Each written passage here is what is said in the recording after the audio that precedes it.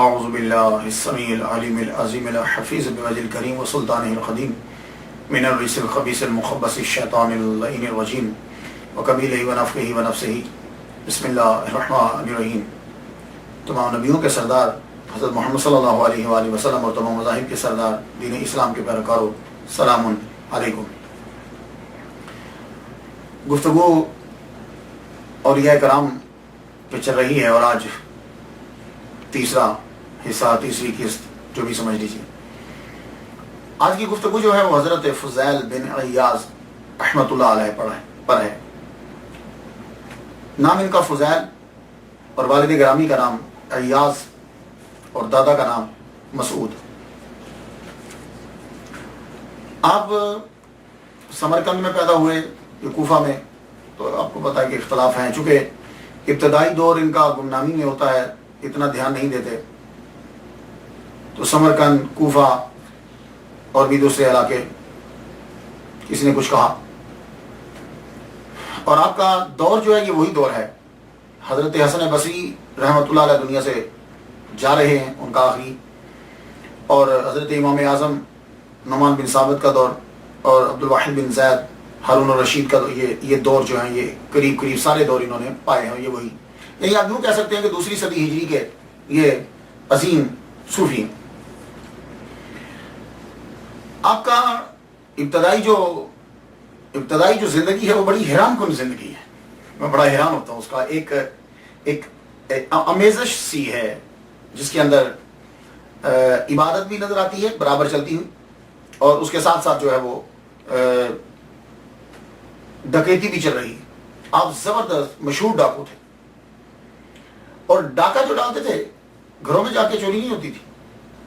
Syria, شام جو ہے، سیریا اور خراسان، اس کے ہائی وے پہ ڈاکہ ڈالتے تھے، چھپ کے، کئی لوگوں کے گھروں میں چوری نہیں، ہائی وے کے اوپر کاروان لوٹے جاتے تھے۔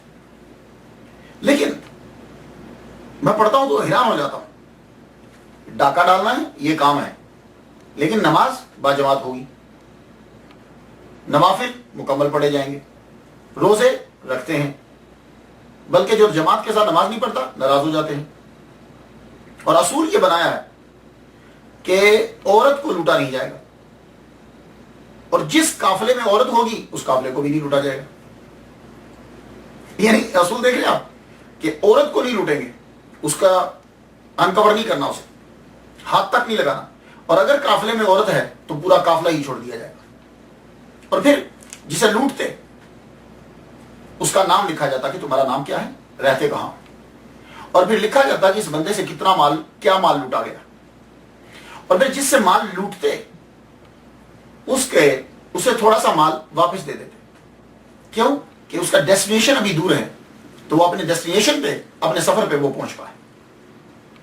اور پھر غریب کو نہیں لوٹتے تھے، عالم دین کو نہیں لوٹتے تھے، اور جو آدمی مال رکھ جاتا تھا ان کے پاس اس کا مال نہیں لوٹتے تھے۔ یہ اصول جب میں دیکھتا ہوں میں بڑا حیران ہوتا ہوں، تو مجھے یوں محسوس ہوتا ہے کہ جیسے یہ غریبوں کو لوٹتے ہی نہیں تھے، امیروں کو صرف لوٹتے تھے۔ اب بتائیے آپ کو کہ کوئی ایسا قافلہ ہوتا ہوگا کہ جس میں عورتیں نہ ہوں؟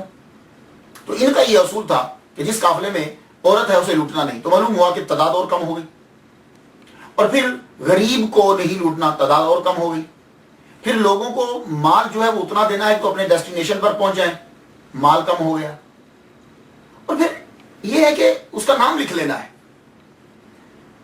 ایک دفعہ ایک آدمی نے پوچھ لیا، فضیل بن عیاض سے پوچھ لیا، کہنے لگے یار میری انویسٹیگیشن کے مطابق نماز بھی پڑھتے ہو، روزہ بھی رکھتے ہو، نوافل بھی پڑھتے ہو، تو یہ ساتھ میں ڈاکہ کیا ہے، یہ سلسلہ کیوں چل رہا ہے؟ تو آپ نے پھر آیت پڑھی،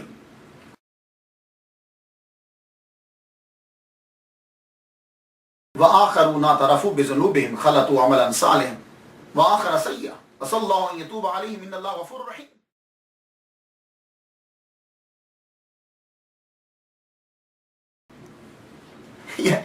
میں جب پڑھتا ہوں تو حیران ہوتا ہوں کہ اس دور کے لوگ جو عام کامل لوگ ہیں ان کی آیات قرآنی اور حدیث کے اوپر کتنی نظر ہے کہ ان کا عام جتنا آج پڑھنے کے بعد حاصل ہوتا ہے وہ لوگ عام طور پر جانتے تھے.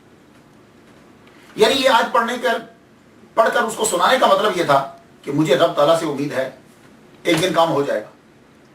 بس یہ کچھ ادائیں تھیں ان کی خاص کہ رب تعالیٰ پھر ایک دن ان کو موڑ کے واپس لے آیا. حضرت فضیل بن عیاض ایک دن ڈاکہ ڈالنے کے لیے گئے.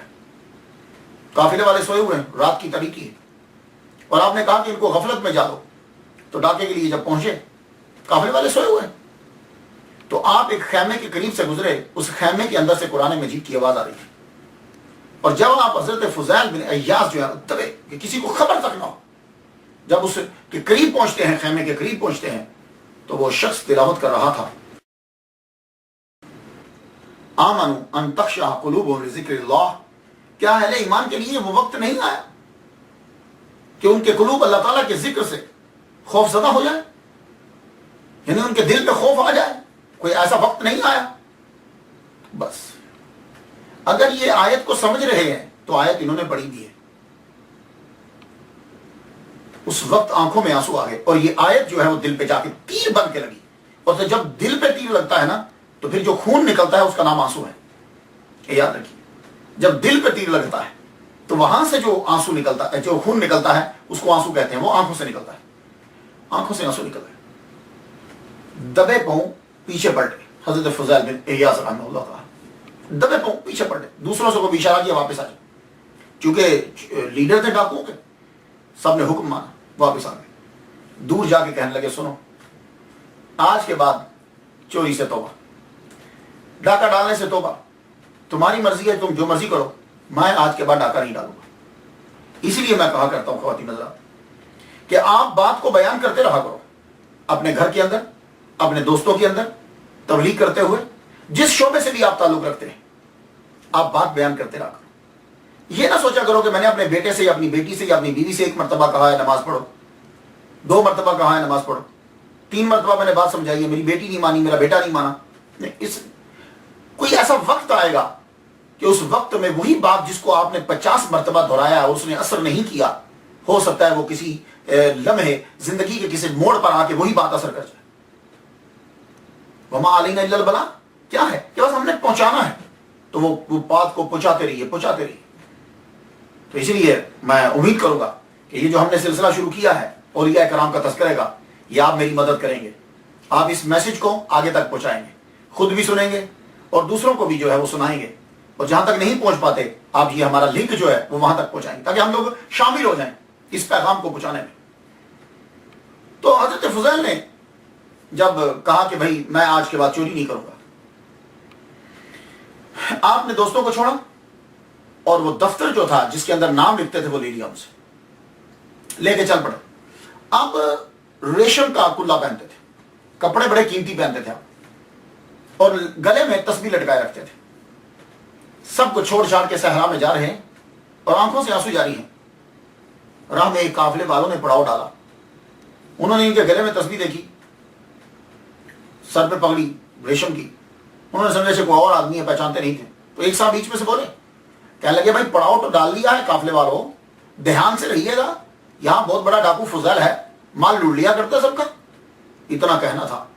حضرت فضیل رو پڑے, بلند آواز سے انہیں کہنے لگے بے خوف ہو کر یہاں قیام کرو, فضیل ڈاکو تمہارے پہ ڈاکہ نہیں ڈالے گا, اس لیے کہ وہ میں ہی ہوں اور میں نے توبہ کر لی. اللہ اکبر. حضرت فضیل بن عیاض توبہ کر چکے, اب توبہ مکمل کرنی ہے. اب انہوں نے اس دفتر میں نام جو رجسٹر میں لکھے ہوئے تھے ان لوگوں کے گھروں میں پہنچے, کیونکہ وہ ایڈریس لکھ لیتے تھے, مال لکھ لیتے تھے, اور جس کا دے سکتے تھے مال تھوڑا تھا اسے مال دیا, اور جس کا نہیں دے سکتے تھے اس سے جا کے معافی مانگی کہ مجھے معاف کر دو. وہ جیسے تیسے راضی ہوتا تھا, اس سے اپنے جرم کی معافی مانگتے تھے, اور وہ کہلواتے تھے اس کے منہ سے کہ تم کہو کہ میں نے تیرے جرم کو معاف کر دیا. اللہ. اب تو دیکھیے, جو جب فضیل اتنے مشہور تھے ڈاکہ ڈالنے میں, تو جب یہ معافی مانگنے جاتے ہوں گے تو اس بات کی شہرت کتنی پھیلی ہوگی. کئی لوگوں کی تو آنسو نکل جاتے تھے. کئی لوگوں نے جتنوں تک آپ پہنچ پائے, جن سے ملاقات ہو سکی, سب سے آپ نے اپنے جرم کی معافی چاہی. اور جس طرح تدارک ہو سکتا تھا آپ نے کیا. پھر آپ کے من میں یہ آیا کہ میں اب علم دین حاصل کروں مکمل. اس دور میں ڈھونڈا کہ سب سے بڑا عالم کون ہے, تو کوفہ میں پتا چلا کہ نعمان بن ثابت رحمت اللہ علیہ المعروف امام اعظم ابو حنیفہ وہ ہیں. جا کر ان کی محفل میں بیٹھ کے ان کے مدرسے میں داخلہ لے لیا. تو فضیل بن عیاض رحمت اللہ علیہ امام اعظم رحمت اللہ علیہ کے شاگرد ہیں. علم دین حاصل کیا. حضرت امام اعظم رحمت اللہ علیہ بہت قدر کرتے تھے, ان کی بہت عزت کرتے تھے. اب جب وہاں سے علم حاصل کر لیا, قرآن اور حدیث کا علم حاصل کرنے کے بعد اب من چاہا کہ میں تصوف میں قدم رکھوں. تو تصوف میں جن کی شہرت تھی حضرت حسن بصری رحمت اللہ علیہ. اب تصوف میں ملکہ حاصل کرنے کے لیے حضرت حسن بصری رحمت اللہ علیہ کی بارگاہ میں پہنچے. اور جب آپ بصرہ میں پہنچے تو معلوم ہوا کہ حضرت حسن بصری رحمت اللہ علیہ کا انتقال ہو چکا ہے, آپ دنیا سے رخصت ہو گئے. آپ کا اتنا سننا تھا کہ آپ وہیں بیٹھ کر رونے لگے. حضرت فضیل بیٹھ کر رونے لگے, زاروں کتار رو رہے ہیں. تو ایک آدمی قریب آیا, کہنے لگا روتے کیوں, پریشان کیوں ہوتے ہو؟ حضرت حسن بصری رحمت اللہ علیہ کا پورا فیض موجود ہے. خواجہ عبد الواحد بن زید رحمت اللہ علیہ یہ ان کے مرید خاص ہیں. ان کو انہوں نے وہ خرقہ عطا فرمایا ہے کہ جو محمد صلی اللہ علیہ وسلم نے مولا علی کو دیا تھا, اور مولا علی نے حضرت حسن بصری رحمت اللہ علیہ کو دیا تھا, اور حضرت حسن بصری رحمت اللہ علیہ نے عبد الواحد بن زید کو دیا ہے. وہ ان کے پاس خرقہ ہے, تو ان کے مرید ہو جاؤ.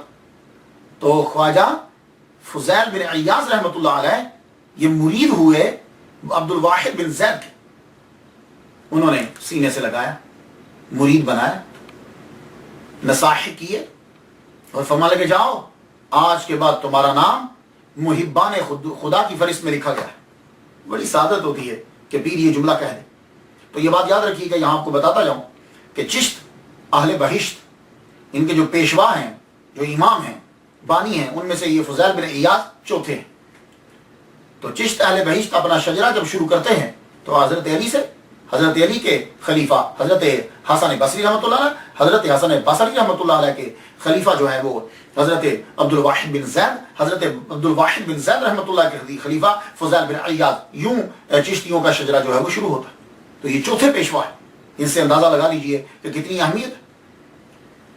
وہاں سے تصوف میں تعلیم لینے کے بعد حضرت فضیل بن عیاض رحمۃ اللہ علیہ, اللہ تعالیٰ نے آپ نے شادی تو کی تھی, اللہ تعالیٰ نے آپ کو ایک بیٹا اور 2 بیٹیاں عطا فرمائی.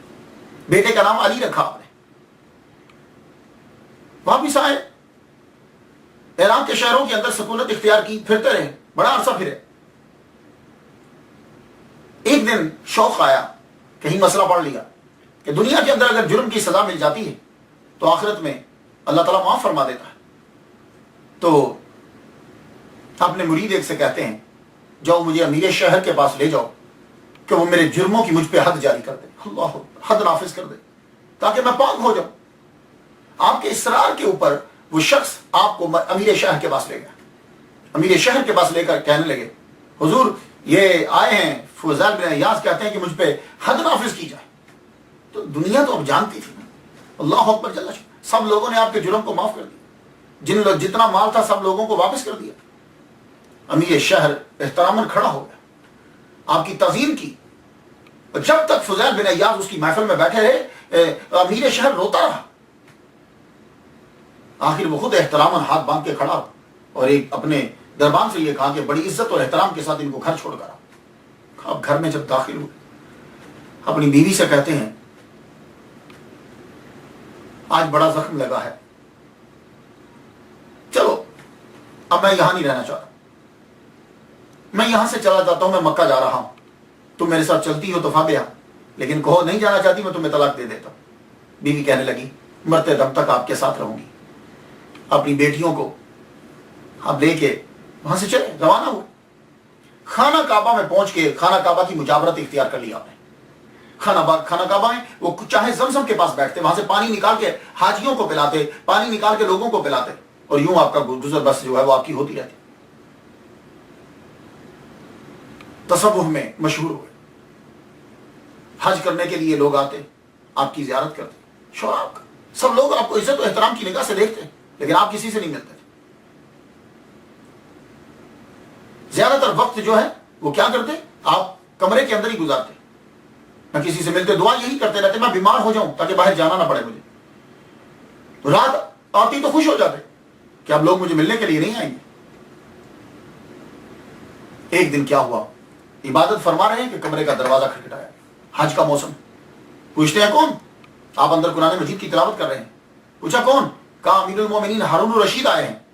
تو کہا مجھے ان سے کیا مطلب, ان کو مجھ سے کیا کام اور مجھے ان سے کیا مطلب, جاؤ واپس جاؤ, میرے دروازے پہ کیوں آئے ہو. اللہ اکبر. یہ تصوف ہے. ہم یہ ڈھونڈتے ہیں آج کل کہ کوئی ہمارا بڑا شہرت والا مشہور آدمی ہمارا مرید ہو جائے تاکہ لوگوں کو بتائیں یہ اس کا مرید ہے, یہ اس کا مرید ہے. اور فضیل بن حجاز کہہ رہے ہیں کیا واسطہ ہارون الرشید. اب ٹائم نہیں ہے تو میں آپ کو بتاؤں کہ یہ کتنا اس کا دور سنہری دور کہلاتا ہے, اسلامی دور سب سے بڑا دور ہے اس کا, زبردست, کہ جس میں اسلام نے بڑی ترقی کی ہے. ہمارے اسلامی مسلمانوں نے سائنس کے لحاظ سے ہر لحاظ سے ترقی کی. کہا جاؤ چلے جاؤ. انہوں نے کہا, ساتھ ان کا وزیر تھا, کہنے لگا آپ اجازت نہیں دیں گے تو ہم بلا اجازت اندر آ جائیں گے. کہنے لگے بلا اجازت آنے کے تم مختار ہو لیکن میں تمہیں اپنے پاس آنے کی اجازت نہیں دیتا. وزیر کو, امیر المومنین کو یہ کہہ رہے ہیں. انہوں نے زبردستی دروازہ کھولا اور اندر آئے. جو ہی وہ اندر داخل ہوئے فضیل بن عیاض رحمۃ اللہ علیہ نے دیے کو بجھا دیا, اندھیرا ہو گیا تاکہ میں بادشاہ کی شکل ہی نہ دیکھ سکوں. اندھیرا جب ہو گیا وہ آئے آگے, انہوں نے ہاتھ یوں ٹٹولا تو آپ کا ہاتھ حضرت فضیل بن عیاض رحمۃ اللہ علیہ کے ساتھ لگا. جب ان کے ساتھ ہاتھ لگا تو فرمانے لگے ہاتھ تو بڑا نرم ہے, اگر دوزخ کی آگ سے بچ جائے. میں نے آپ کو کہا نا کہ بس وقت ہوتا ہے کہ جب جملہ اثر کر جاتا ہے. امیر المومنین وہیں بیٹھ گیا, ہارون الرشید بیٹھ گیا. کیا لگا حضور مجھے کچھ نصیحت کیجیے, مجھے کچھ نصیحت کیجیے. حضرت فضیل بن عیاض رحمۃ اللہ علیہ نے کہا یہ ہارون الرشید عباسی خلفاء کہلاتے ہیں اور یہ سارے عباسی جو ہیں حضرت عباس حضور صلی اللہ علیہ وسلم کے چچا کی اولاد میں سے. تو سب سے پہلے سنایا, کہا سنو صلی اللہ علیہ وسلم کے چچا اور تمہاری جد, تمہارے ابا جن کی اولاد سے ہو, انہوں نے ایک دن حضور صلی اللہ علیہ وسلم سے یہ کہا کہ محمد مجھے کسی ملک کی امیری دے دو, امارت دے دو, امیر بنا دو کسی ملک کا مجھے. تو حضور صلی اللہ علیہ وآلہ وسلم نے چچا کی طرف دیکھتے ہوئے کہا چچا اطاعت حق جو ہے وہ اس سے بہتر ہے. یعنی اللہ تعالیٰ کی تابع فرمانی اور اس کی اطاعت یہ بہتر ہے کہ تم جاؤ کسی ملک کا میں تمہیں امیر بنا دوں. بتلانا کیا تھا کہ یعنی یہ کوئی بڑی چیز نہیں ہے, زیادہ بڑی چیز ہے بادشاہ اللہ تعالیٰ کی اطاعت ہے. امیر ہارون الرشید کہہ رہے ہیں کچھ اور نصیحت کیجیے. اب آپ دیکھیے کیا انداز ہے, اب آپ اس کو بتا رہے ہیں معاشرہ کیسے ٹھیک کرنا, رعایا کو کیسے ٹھیک کرنی ہے. پہلی مثال دے کر بتایا کہ تو خود کو ٹھیک کر, دوسری مثال دے کے اب فرما رہے ہیں کہ معاشرے کے ساتھ کیسا برتاؤ ہونا چاہیے. فرما لگے جتنے بڑے ہیں جتنے بوڑھے ہیں سب کو باپ سمجھو, اور جتنے جوان ہیں سب کو بھائی سمجھو, چھوٹے ہیں بچوں کی طرح سمجھو, عورتیں ہیں ماں بہن کی طرح سمجھو. تو جب بادشاہ اپنی ساری رعایا کو یوں فیملی سمجھنے لگ جائے گا تو پھر وہ ان پہ ظلم نہیں کرے گا, ان کا خیال رکھے گا.